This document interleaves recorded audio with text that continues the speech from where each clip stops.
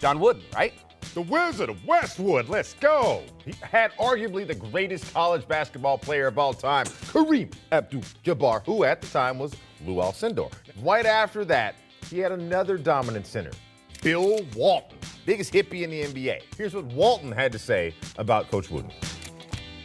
With Coach Wooden at UCLA at that time, he taught us how to think like champions and act like champions, behave like champions, expect to be the champion.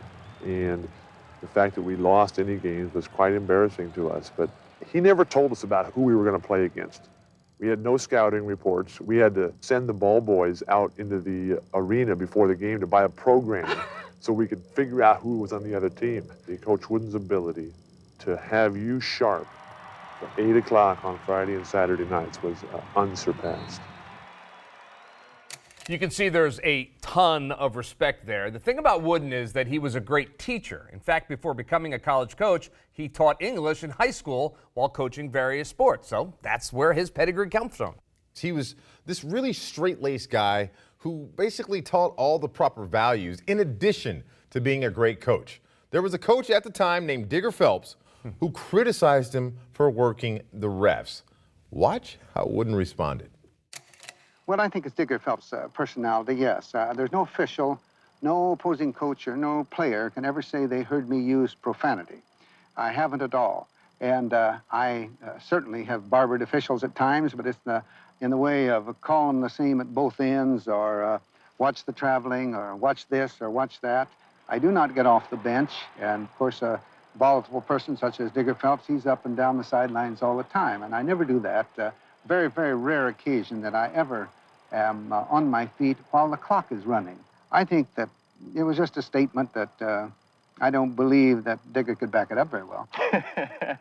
So that is vintage Wooden. Super competitive, but a man with a Sunday school's teacher demeanor, right? How would he do in today's game? I think he would do just fine, to be honest. Oh, I mean, the system is remarkably different. Back then, he would coach a player for 4 years and, develop them up and all that stuff. Now, the best players are coming with an express desire, like, hey, I'm going to play 1 year, and then I'm heading to the NBA. And I honestly suspect that he wouldn't like it as much as the old system because it was a different relationship that he had with the players. But as great as a teacher and leader as he was, I'm sure he'd adapt and, of course, be among the best. Yeah, I agree. I don't think there can be any doubt about that. The same traits that made him a dynasty builder at UCLA back in 1960, would serve him well in the modern era. Despite the Sunday school teacher mentality, he would be successful because he demands it of himself. Absolutely. And let's be honest, he's definitely not the cool guy, but he had that father figure, that thing that young guys could respond to. So for this issue, I'm with you, Murph.